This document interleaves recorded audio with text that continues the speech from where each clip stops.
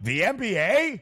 Yeah, the NBA. Around the association we go here in hour number 2 of the early line. 6-game slate on a Monday night in the NBA that kind of got lost in all the shuffle that is conference championship week in college basketball. And, of course, the free agency frenzy yesterday in the NFL. But history continues for Luka Doncic. After 6 consecutive games of a 30-point triple-double, the first player in NBA history to do that. It wasn't quite 30 last night in Chicago, but it was 27, 14, and 12 for another triple-double as the Mavericks win 127-92 inside the United Center. A 35-point win for the Mavs. They were favored by 3.5 points. An important game for Dallas in play-in tournament and just Western Conference standings position. And Donnie Rightside nails his best bet. Plus 195 closing number for Luka Doncic to have his 7th consecutive triple-double. Did it need to come with 30 points? It did not, but Luka triple-double and the Mavs win big.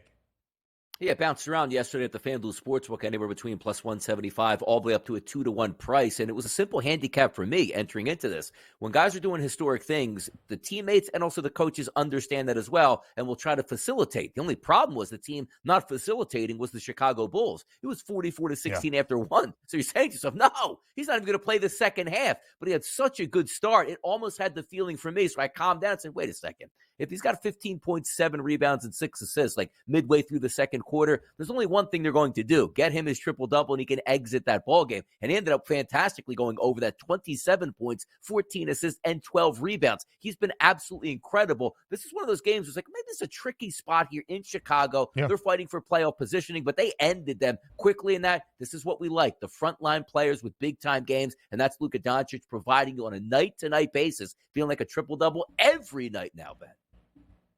7 straight triple-doubles. In the only prop category he went under last night of 32.5, he finished with 27 points. But 14 dimes over that prop category as well. 12 rebounds over 9.5. 7 straight triple-doubles for Luka Doncic. And again, a big victory for the Mavericks. Now 24-15 against the spread this year as the favored side. They have won 3 in a row. They have covered in all 3. They have covered in 9 of their last 10 wins. They were the hottest team out west entering the All-Star break. 6 straight, won their first after to make that 7 in a row. They are also covering when they win basketball games. So the Mavericks have one more win, 37, than the Sacramento Kings, 36, but they also have one more loss, 28-27, virtually to say both teams sit a full game back of the Phoenix Suns, who are 11 games above 500 and in that 6th spot in the Western Conference standings. The Suns, at full health last night, go on the road to Cleveland, win by 6. Line closed at about 6.5. Depending on when you got that number, it was around 4.5, 5 as we broke down the game yesterday. Either you got a cover or the Cavs took it by the hook. So here's where things stack up in the Western Conference all around the play-in tournament positioning. And these 5 teams that you will see right here are going to be in either the playoffs or the play-in. Neither the Jazz or the Rockets, more than likely, are going to catch the Warriors with less than 20 games left for every team, all 30 around the association. The Suns out of the play-in tournament in that 6th spot by a game. Then the Kings and the Mavericks, and both the Kings and the Mavericks have, at this moment, a full game and a half over L.A. The Lakers a full game in front of Golden State. And if you're looking at this positioning, too, because you are going to jockey down the stretch, let's just call it roughly 18 games per team left to play. Take a look at the Phoenix Suns, 7.5 games here behind the Oklahoma City Thunder, but more importantly, 1 game ahead of the Sacramento Kings, who hold that 7th spot currently here. What did we like about last night? We finally got to see it. Was it an ultra-impressive performance? No, but we haven't seen the big 3 for the Phoenix Suns all that much. But isn't this what we envisioned? Kevin Durant dropping 37 points. Bradley Beal, 24 points. Devin Booker, 27 points. This is what's supposed to happen on a night-to-night basis. Now, granted, we didn't know if the Phoenix Suns would cover yesterday, but we were both comfortable with saying, you know what? If that big 3 does play here, we should get offense even if Donovan Mitchell doesn't play in this ballgame. But if we're lining up some of the teams to falter back, I don't think the Suns are going to falter, Ben. Now, granted, we can't predict again another Devin Booker twisted ankle, Kevin Durant's back injury flaring up, or even Bradley Beal having some foot issues. We don't know if that's going to happen. Let's just say they don't get injured and they have their normal rest routines. I don't see them falling back. They're an elite squad when that big three is healthy, along with their bench. Then you take a look here at the New Orleans Pelicans. You say, well, the Pelicans might be the team that slips back. They've won 4 in a row and are 7-3 in their last 10, and also have a 2.5 game lead over the Sacramento Kings. I think the Kings are talented. The Mavericks are talented. The Lakers obviously probably resigned to the fact they're not going to get into that top 6. And the same thing with the Golden State Warriors. Anybody slipping out? I think we have our top 6 now in the West, with now the Phoenix Suns being healthy.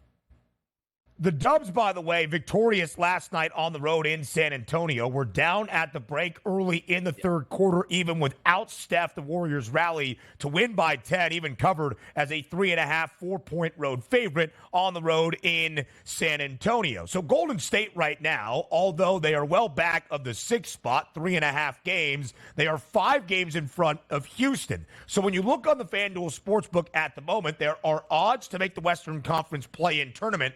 The Mavericks minus 240, both the Suns and the Kings minus 210, and the Pelicans, the only other team listed at a plus money price, plus 240. The Lakers and Dubs don't have a number because it seems as though the odds makers believe they are cemented into those 9 and 10 spots, but at least a play-in tournament team. It would be important for the Lakers and the Warriors if they can catch, at this moment, the Kings and the Mavericks, because when you're in the 7-8 play-in game, you can win into the playoffs as the 7 seed, you can lose, and you get one more chance over the champion of the 9-10 game, and the loser of that eliminated and has to pack their bags a little bit early. But you can see, Donnie, in those numbers, Houston's not making their way up. Utah's not making their way up. Those 6, maybe even 5 teams that we showed you, those are the play-in tournament teams. And I think having the Mavs, the Suns, and the Kings all around a pretty similar minus 200 plus price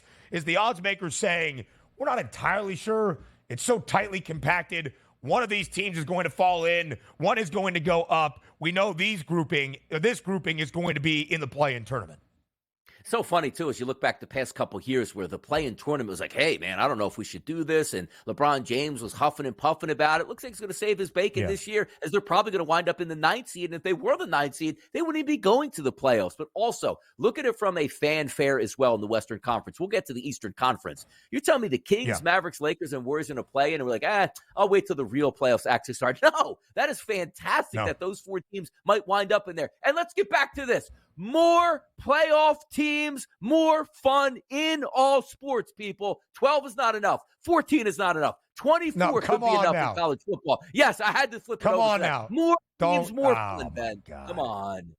Gosh, that's where it needs to go. That's cold. Cold scene. Cold scene to do that right there. By the way, the Phoenix Suns, as we said, snapped their 10-game under streak. They go over 220.5, as Donnie and I correctly predicted yesterday. Not to pat ourselves on the back too much. The Nuggets, by the way, now the favorite to be the number 1 seed on the FanDuel Sportsbook at a minus 105 price. Oklahoma City, who currently sits in that 1 spot, plus 115. OKC, a half-game advantage over Denver. The Nugs is a 15.5-point home favorite last night. We're down by 17 at the break against the Raptors before they rallied in the second half. And check out this stat line for the NBA MVP odds-on favorite, Nikola Jokic.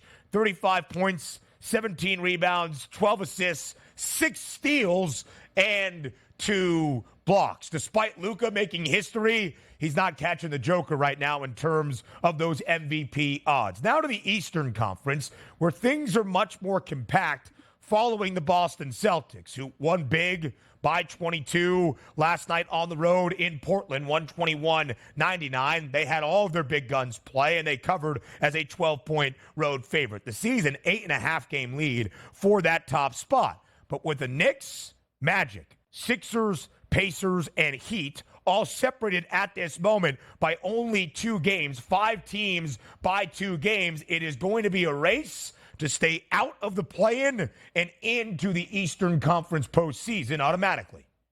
You're right about that. Like, it felt like to start the season, it was the Celtics and the Bucks as a runaway here. It still feels like the Celtics and the Bucks are the runaway. Question marks with the Cavaliers, Knicks, Magic, Sixers, whether it be injuries or just not playing good basketball. And then in the playing round, the Pacers, Heat, Bulls, and Hawks. Inconsistency is the key word here. So maybe somebody can make a run, but also keep in mind, you don't start the playoffs, Ben, with just two basketball teams in the East. One of those other teams are going to probably wind up in the Eastern Conference Finals, or at least a step away from the Eastern Conference Finals. But again, lurking are the Knicks and the Philadelphia 76ers with incomplete teams right now. If they slip down lower and lower, you're getting a better price point. Forget about winning the NBA championship. Maybe to make a run and just get to the Eastern Conference Finals could be a possibility. But the West is stacked all the way through. The East, not so much.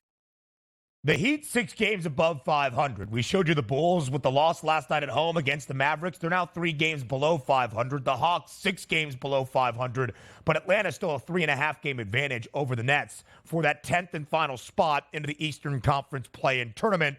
The Bulls, though, trail the Heat by 4.5 games to get out of the 9-10 matchup. Again, pretty solidified of the teams that will be in the play-in, or at least in the top 10 in the Eastern Conference. How it all stacks out in terms of seed line, a different story. The Hawks minus 550 to be a play-in team. The Sixers on a slide. The odds makers, Donnie, expect Philadelphia a minus 470 price to be in the Eastern Conference play-in tournament, which might mean the Heat and the Pacers can make their way out. From the play-in tournament to conference championship week in college basketball. That's next.